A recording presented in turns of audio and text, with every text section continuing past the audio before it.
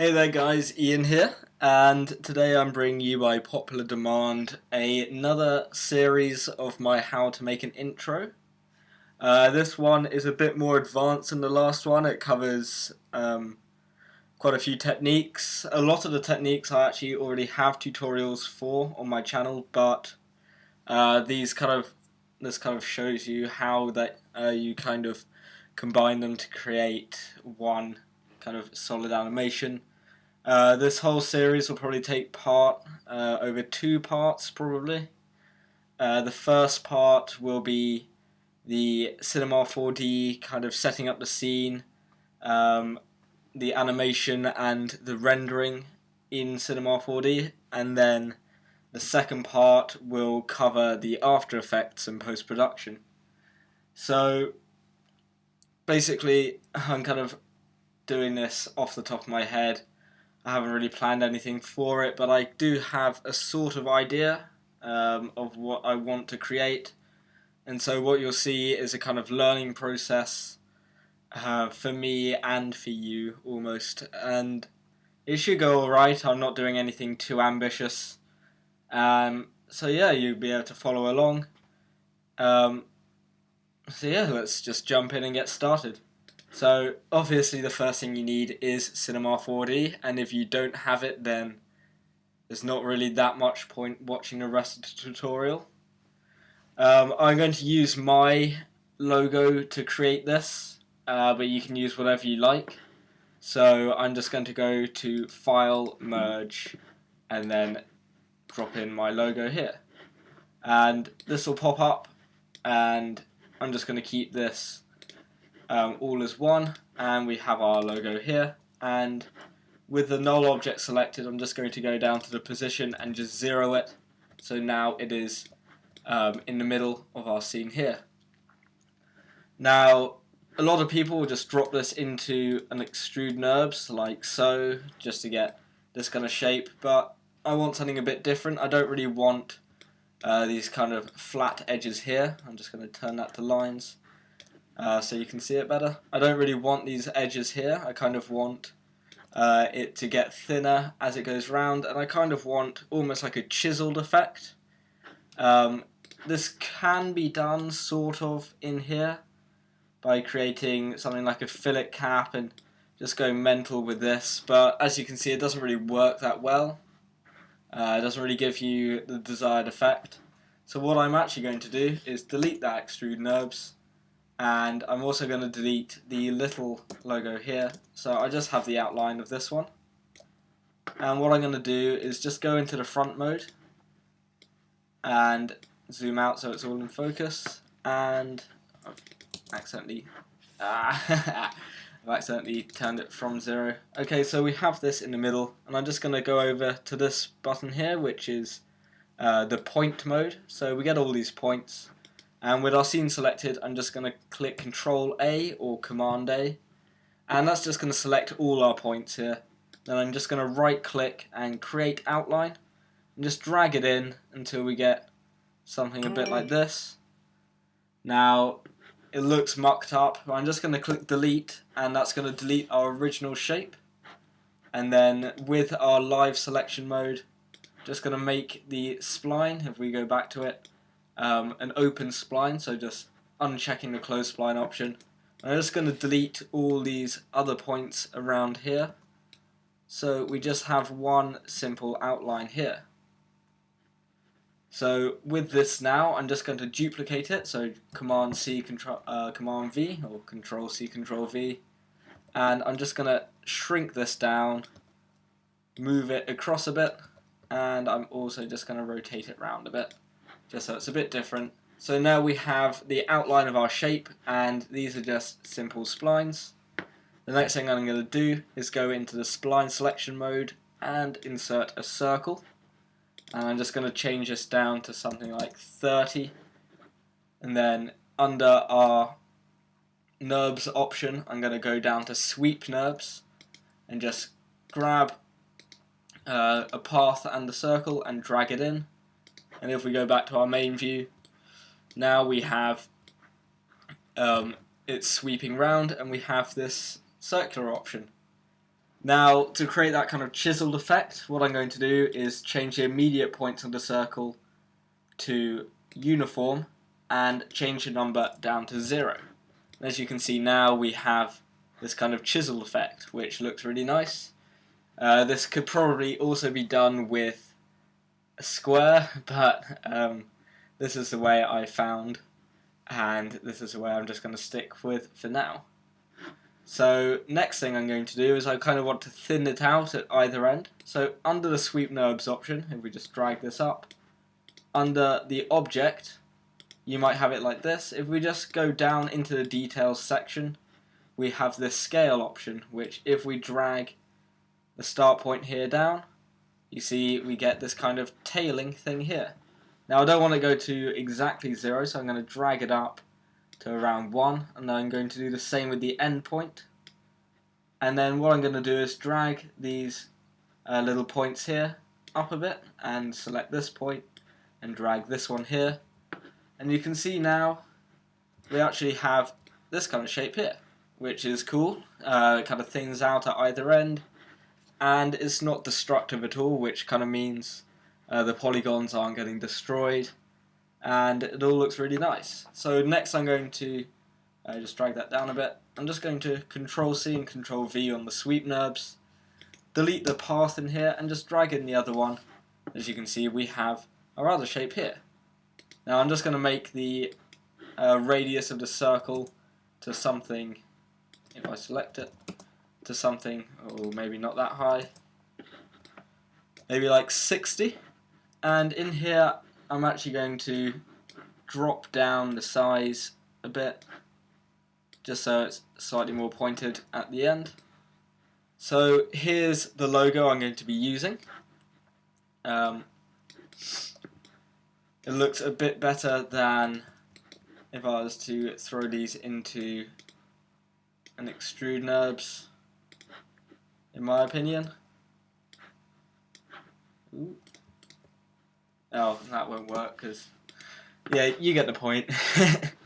I find this looks a bit better, but obviously this all depends on your scene and your preference, really. So if you prefer to use extrude NURBS, feel free, but this is just like another option for you to use.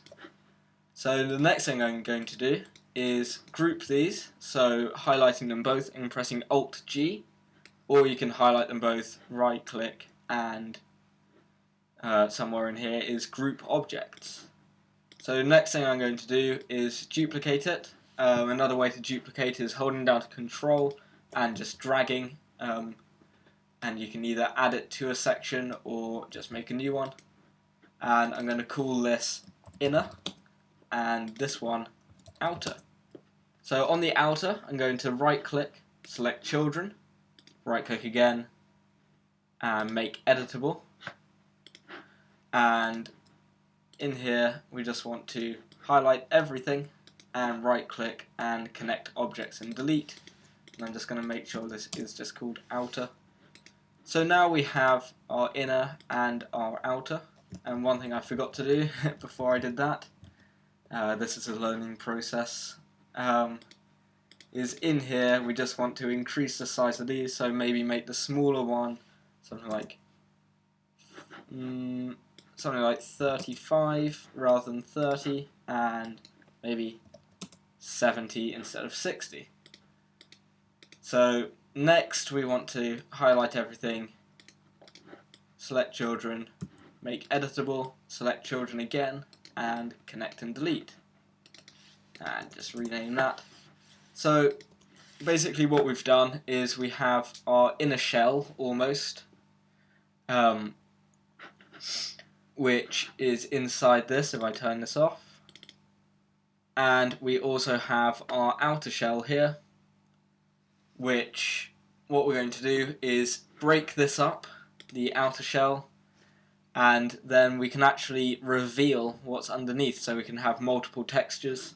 And to do that we're going to use a plugin called Nitro Blast. So with our outer selected, go to Plugins, Nitro Blast, and Main.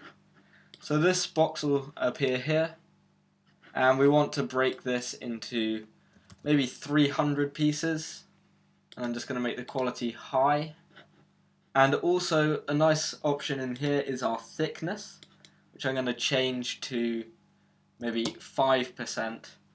And what this does is, if I open a scene here and insert a cube, if I was to do this here, and maybe I'll just change it down to 30 and medium for now, with a thickness of 5 selected, if I was to play this through, all you can see here is we actually have a little thickness on the object.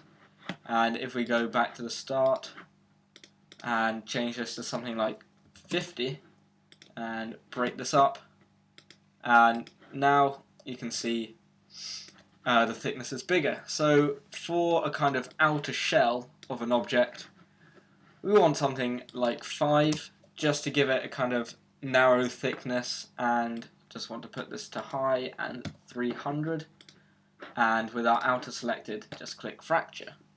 So this might take a little while, but it's incredibly fast, and a lot faster than doing it by hand. You don't need to have these this thickness, nor do you have to have Nitro Blast. You can get a free plugin called Drowsy, which kind of does the same. Nitro Blast just offers more features. So with this now, if I was to play through, kind of just falls apart. It's not really what we want. We don't actually want any sort of dynamics in this scene. So what I'm going to do is go into where all the pieces are, and I'm just going to create a fracture object from the MoGraph menu. Then I'm going to click on the dynamics and select children, and holding down command, I'm just going to deselect the dynamics thing, so all we're selecting is all these objects here, and I'm just going to throw them into the fracture object, and then I can just delete that. So what we're left with here is all the pieces, and if we render, it looks more or less the same. I'm just going to highlight all these phonug tags and change them to something like 11. You can see we have a couple of little holes here, but maybe if we even change it to 0. But these things aren't really noticeable. I'm going to keep it at 11 just to get these angles looking a bit better. These won't make that big a difference, and if you are keen to make sure everything works well, then you can just go through this and just keep fracturing it until it's perfect. So maybe try more segments, less segments, just till you get something which you like and doesn't have these tiny, if it renders, these tiny little holes. But for now this is fine, especially in just a quick tutorial. So next we want to kind of get this animation set up so that this kind of disappears disappears in a way you like. So with the fracture object selected, so just click on it, go to MoGraph, Effector and Plane, and straight away it jumps up. That's because we don't want, in the plane object, we don't want the parameter position to change.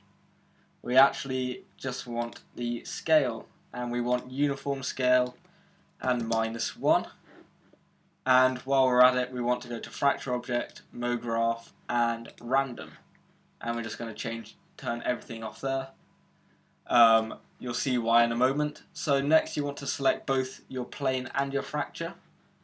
Make sure they actually are in the effectors menu of the fracture object.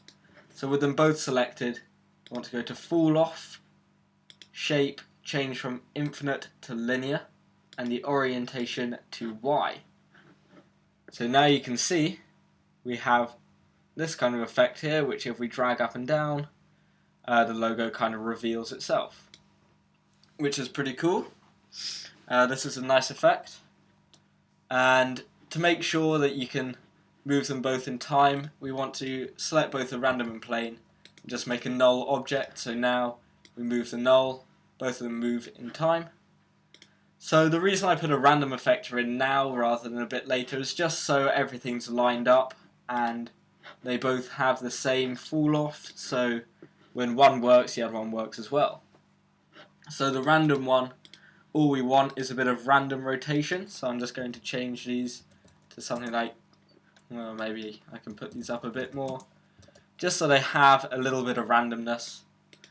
And with both of these selected, I'm just going to change the fall off to something like this. So now when we play through, it kind of reveals itself and has a very subtle rotation in there as well. So this is starting to look pretty cool. We can animate this, so if we go to where there isn't anything revealed, or in fact, no, what we want to do is, yeah, this is in the right order. We want to go down to the bottom where everything's showing and make a keyframe on the null object. Then for now I'm going to go to frame 30, go up to the very top, make another keyframe. So now if I was to play through, you can see we have this logo revealing itself. And it's starting to look pretty cool. So the next step I want to do is kind of texturing it, just so we get this logo with a bit more detail in. And what I'm going to use is a material pack by Project 4D. This is his free one, so I'll link his video in the description, so where you can download these materials for free. I'm not expecting you to buy loads of stuff for this, especially not in the Cinema 4D section anyway. So what I'm going to do is drag in this material here, material 10, and just drag it into our materials section here.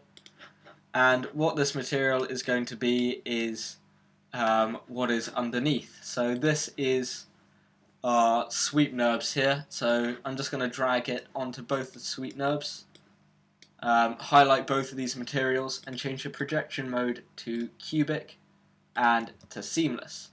So we have this kind of shiny metal, and basically my thoughts of this animation is we kind of have this rocky thing, and then as the animation plays through it kind of almost evaporates and reveals the shiny metal logo below, to which the camera will then show in the final scene.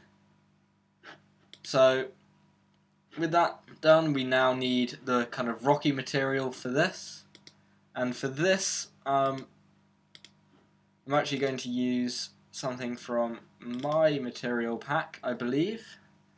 I might not end up using a material from here, but we'll see what we have.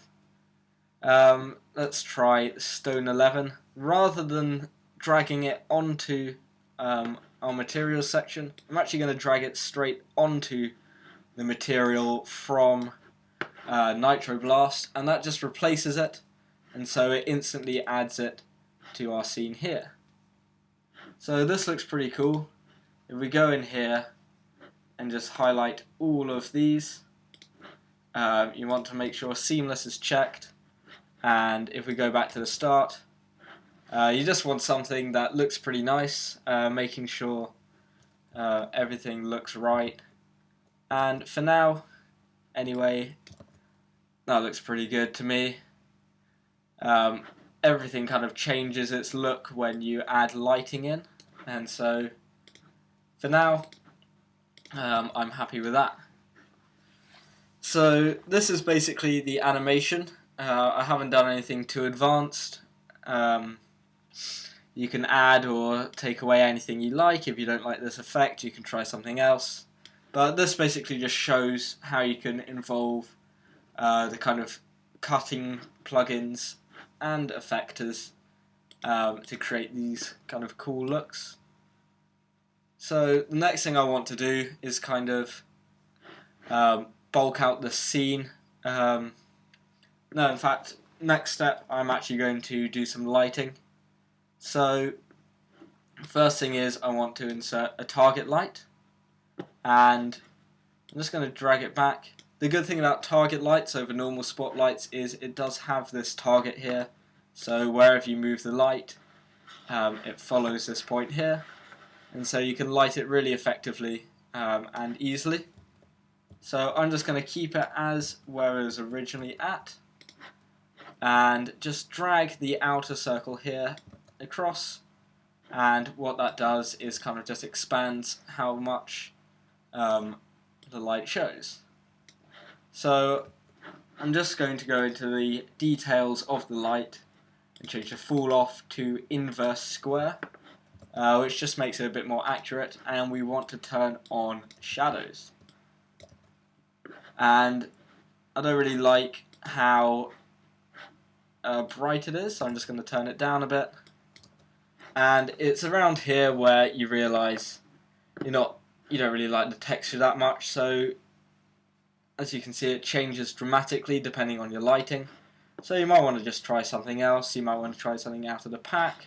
So you could try, if I drag it on properly, I want to try something like this, which looks pretty nice. And then as it reveals, yeah, it looks. I'll go with this for now. I might change it later on, and that's the beauty of just dragging it onto here. You don't have to change that much in your scene. Everything kind of just goes on nicely. So I'm just going to move this light around a bit. Maybe drag it. Ooh, maybe drag this down a bit just so it reveals a bit more. And I'm just going to insert another light, which I'm going to position around about here. And this will have even less intensity, and so we get something like this. And then to finish things off, if you happen to have the Grayscale Gorilla light kit, I'm just going to add in a daylight scene, and straight away you get this kind of overwhelming effect here. What we want to go down to is the visibility options and turn off sky seen by camera. And we're just going to rotate this sun around using the sun rotate, so it's somewhere like here. And I don't really want the colour of it to be this intense, so I'm just going to drag it down to something a little lighter. And as you can see here, now we have these really nice lights. And what I might do is in the texture, just turn down the specular a bit, just so it's slightly more realistic.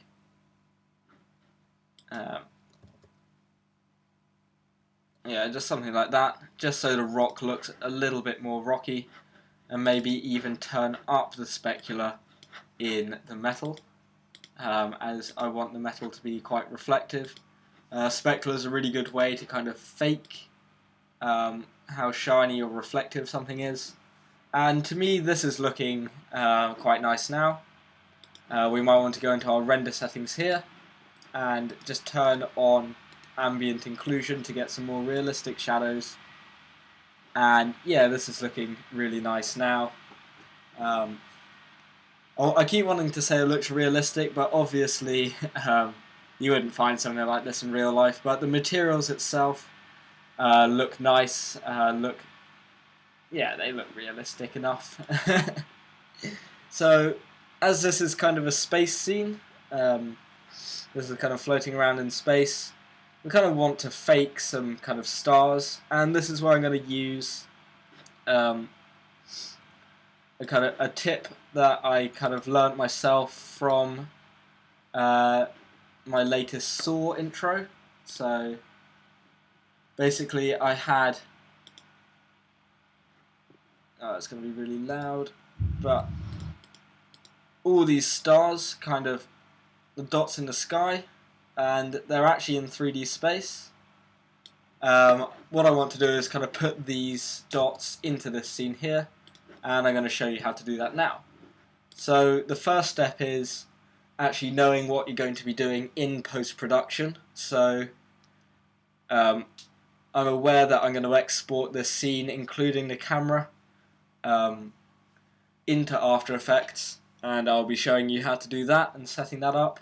So I kind of know what it'll look like in post-production, so I don't really have to worry about making it look perfect here. And to create all the dots, all it is a light. So I'm going to put that light in and change the intensity down to 0. Why, you may ask, you'll see later on. So the next thing we want to do is throw that into a cloner, which is under the MoGraph option, and we want to change this to grid array. And in here I'm going to make the count on all axes 10, so we actually have 1,000 lights in here now. Might seem quite excessive, but you'll see why. Now we want to make the size of this cube, in fact I'm going to change it to sphere, so it's more of a dome, and change this to 7,000 on each axis. So now what we have is a kind of scene full of these little lights. Now they are too uniform at the moment, so I'm going to go to MoGraph, with the cloner selected, MoGraph, Effector, Random. That hasn't done too much, so I'm going to change all of these to something like 200. So now we have a kind of random scattering of lights all around our scene, and it's starting to look kind of like a starry sky. Now if these cover a bit too much, we could always change these down to something like 6,000, just so they're a bit more tight without having to add more stars. So to make sure everything will fit in, I'm going to go into our render settings and change the output to 1280 by 720, which is the standard for 720p videos. If you don't want to have to remember them, you can go to this little drop down menu, Film, and 720. So next we have this here, and we kind of want to have a rough estimate of what our camera is going to do, which is nothing advanced. It's going to start here, and as you can see, the stars are beginning to fall off, so I am actually going to change this to 7,000. In fact, I might change that axis to 8,000, just because that's going to be the dominating axis, because it's wider that way, and because the scale isn't uniform in each axis, that's going to create that kind of slightly more random effect. So now what we're going to have is a cloner with 1,000 lights in, which seems excessive, but if we render, it looks no different because the intensity of every single one of them is on 0. So another thing to keep in mind is After Effects, when exporting the scene, can't actually understand these kind of MoGraph cloners and other objects. So what we've got to make sure is each of these lights is individual. So for that, on the cloner, I'm going to right click and current state to object. Then we can just delete the cloner and the random, as we got all our lights in this lovely scene here. So we can turn that off for now because we don't really want that cluttering the scene. And I'm just going to turn these lights off as well as the daylight, just so we're not having to kind of look around that. And I'm going to do the same with, I'm going to change the null object, which has our controllers for that, which I'm just going to put there. So now we have a very basic looking scene, just so we have something easier to work with and manage. So the next thing we want to do is insert our camera, which all I'm going to do is insert a camera, shockingly. Click this little button here so you're actually looking through the camera. Otherwise, when we rotate round, you'll find our camera's left there, and if we try and jump in, it jumps back. So the first step I want is going to be at around here. So on the 0 frame, I'm going to make a keyframe. The next step we want to think about is how long this animation is going to be, and I'm going to make it around 5 seconds long. And as I'm working at 30 frames a second, 30 times 50 sorry, 5 seconds at 30 frames is 150 seconds. So now, playing through, we'd have that. So, next thing we want to do is think about the animation speed. So for now, it happens straight away and is finished within a second. So I mean 4 seconds where it's just the revealed shape, and that's not quite what we want. So under the controller we have these two keyframes on our timeline here, the start and the end. I'm going to highlight them both and actually change the interpolation to linear, just so it happens linearly. It doesn't speed up, it doesn't slow down, it's a constant speed throughout. And I'm just going to move these all to something like the kind of 1.5 second mark, which will be around here. So now we play through and then it happens. Now it happens too quickly, so I'm just going to drag the end keyframe to something like 120. And now if we're to play through, you can see it begins to reveal itself, which looks pretty cool. Now the next step we want to think about is how we want our end look to look. That was an awful sentence. Kind of how we want the end frame to look, and I want it face on. So to do that, I'm going to zero out the position on the x-axis and the y. I'll leave the z-axis for now, and I also want to change the rotation to 0 as well.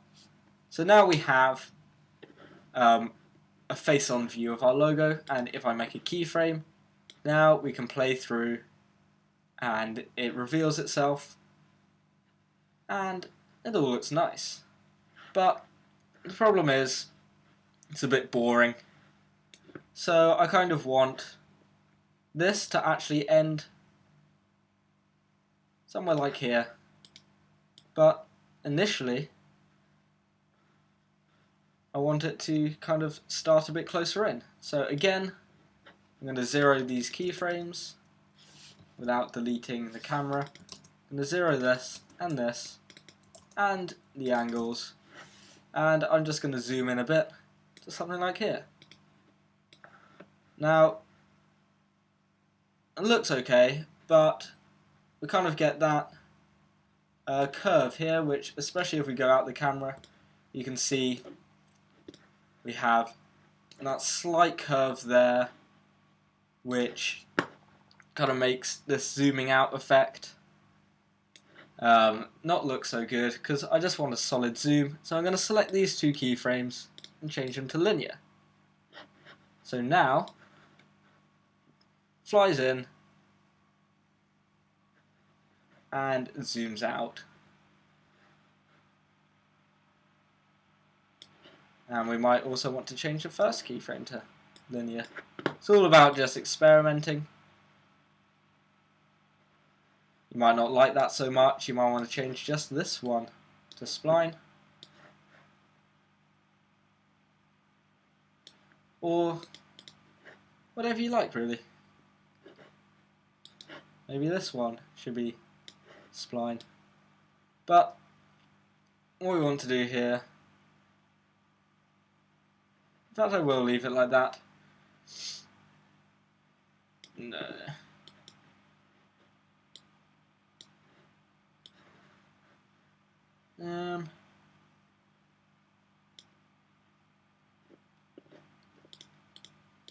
Maybe if I just delete that, and here I actually just want it to be kind of zoomed in and over there. So this is all about experimentation, so if you like something, go with it. If not, delete it and try again. So maybe it's the problem with where it starts. Maybe you want it more like there.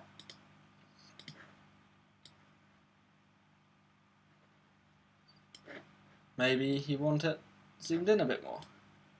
Maybe down here.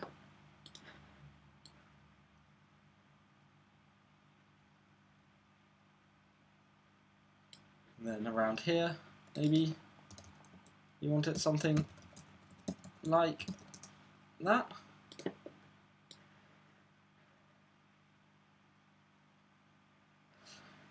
So that's looking a bit better. We have a very basic scene here. Camera flies up. Logo disintegrates and it zooms out. Now on this little zooming out bit, kind of want just the remainder of that disintegration to be shown, just so it's on kind of the final angle. So under the controller, just going to drag this down a bit, just so we get the final part of it showing. So it's looking quite nice now. Still quite basic, but it looks nice.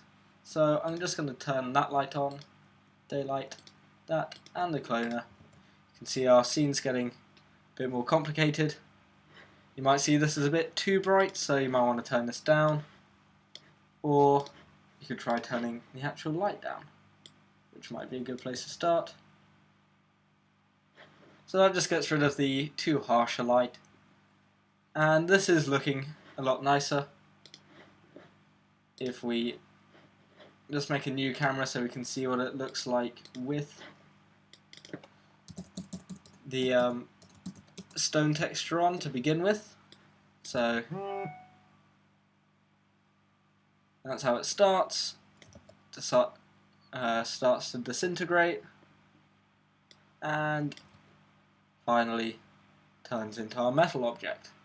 So this is looking pretty cool. I'll just delete that camera and go back into our first one, just so we can get this back up. This is pretty much the basics of a slightly more technical intro than the first one. There are a few more things to set up.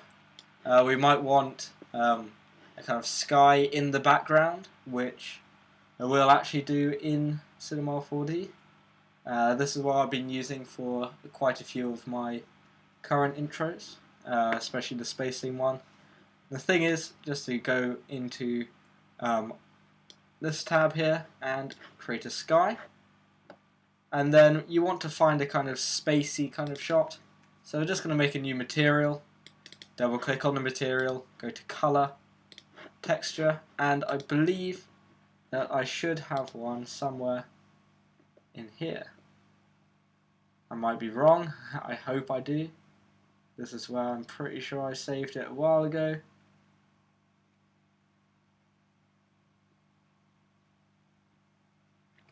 Is it this? Yeah. So you want to make sure it's reasonably big. This one is, for example, 2800 pixels by 1400.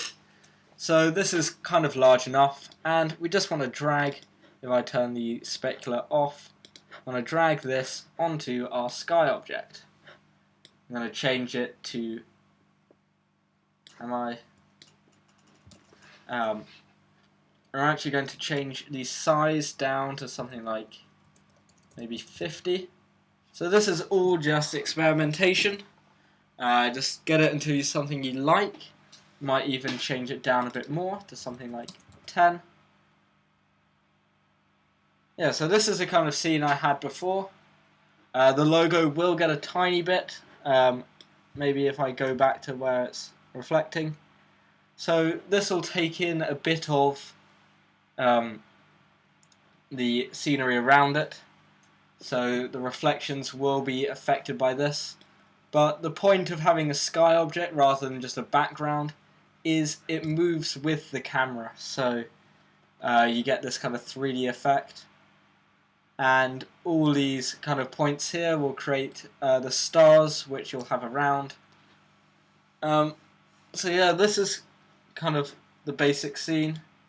I get a lot of questions of how I made my asteroids as well, and kind of a basic asteroid belt, so maybe we can put that around our object as well.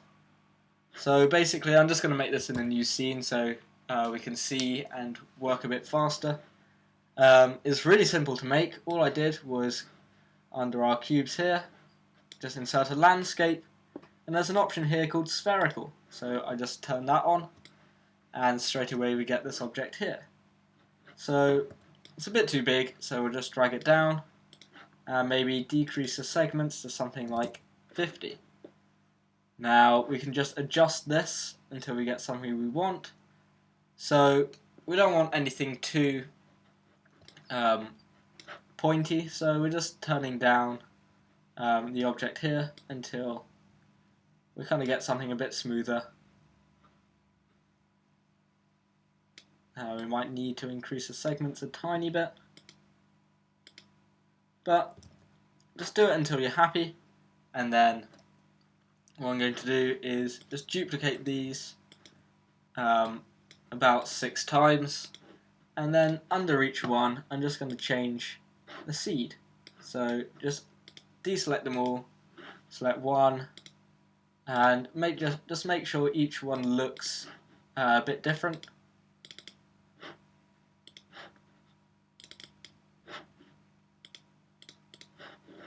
Just so we have that kind of bit of difference between each one.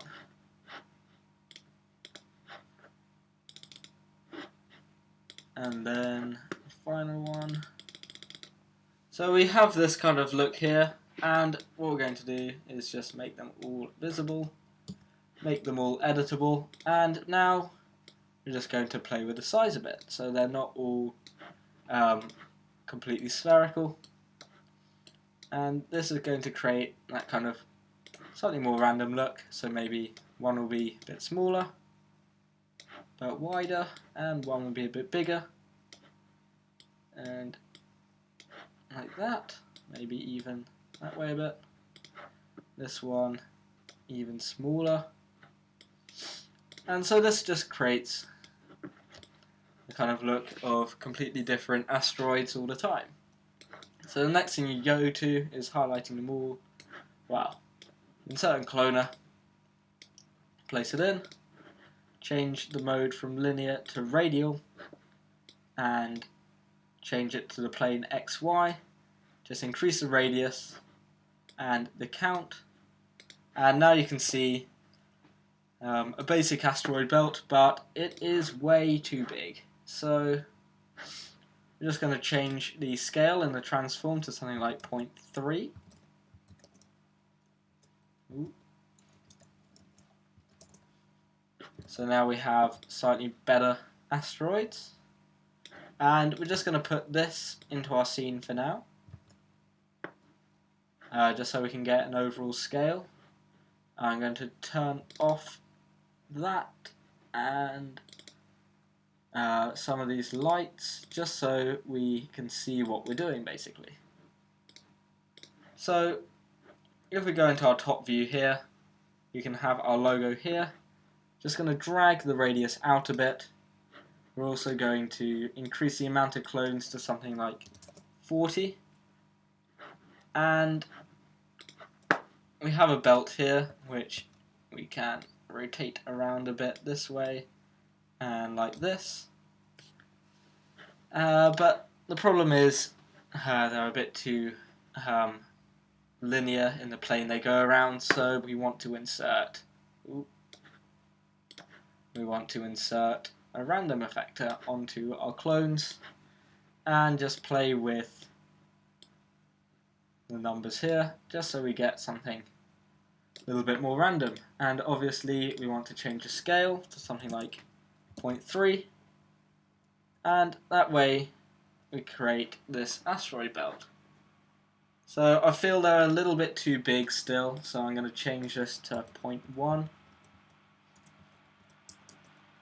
And I'm also going to increase the amount of clones to something like 100.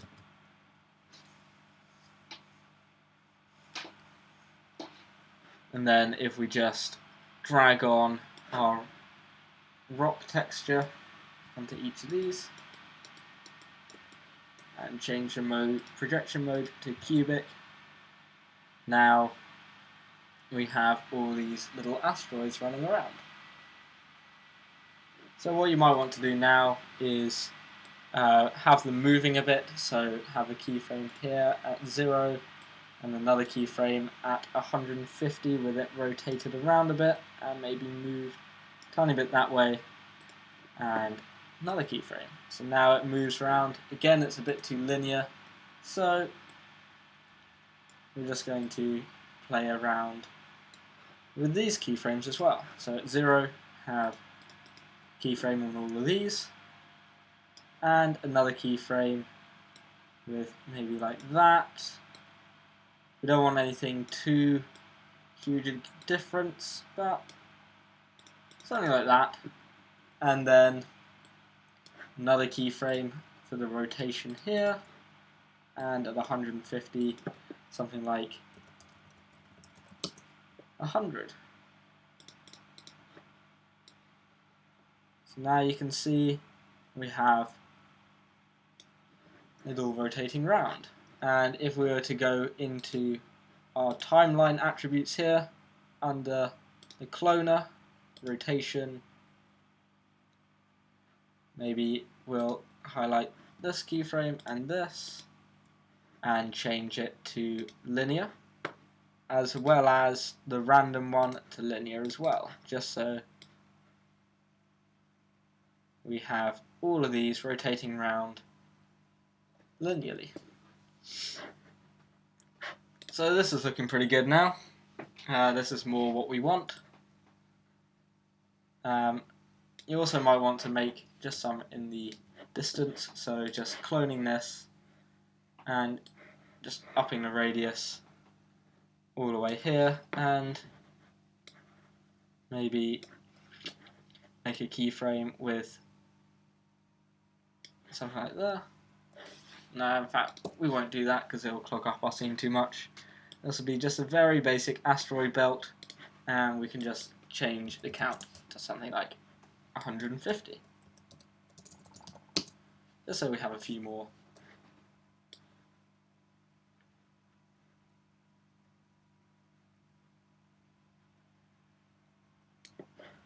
And then maybe we need to rotate it around the other way, just as the camera's kind of creating this kind of perspective that it's not actually rotating.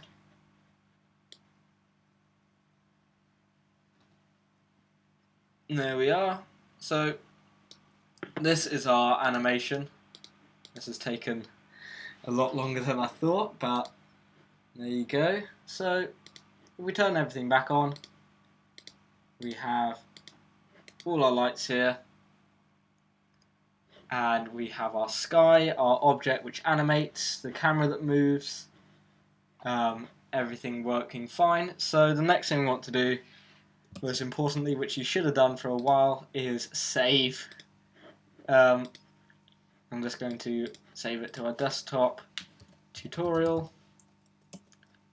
and gonna save this as scene. So next thing is render settings. So if we go to our settings here, I want to change anti-aliasing to best. That way it gets rid of a lot of flicker. We want to make the save file. We can probably save this as, we'll save it as TIFF PSD, and we want to save this somewhere in our folder under tutorial and render, and save this as scene underscore render. Obviously this doesn't matter what you save it as, and we're going to change it to a 16-bit channel for depth. And under compositing project file, this is where we get to export our scene. Want to click save, target After Effects, and have relative, all of these selected, and they'll save it there.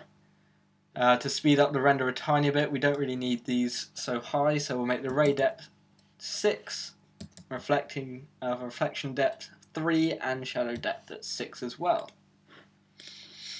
And just to make sure, we want output on all frames. The setting is 720 HD. So yeah, this is the scene. So the next thing to do is just save it again and click render. This might take a while to render, especially depending on your scene, but we'll have a look at what we have, and everything's looking pretty cool. So yeah, that's the end of part 1. This, depending on what you've done for your scene, it might take a long time to render, it might not take that long. But the next video will cover post-production in After Effects. So I hope you've enjoyed this video. I'm really hoping that it helps you out, and yeah, just please leave some feedback and comments, likes, favorites, blah blah blah, share it around, as hopefully this video will be helpful for a lot of people and not just my current subscribers, but anyone who's trying to get into slightly more advanced Cinema 4D. So yeah, this has been Ian, and this is part 1 of how to make an intro.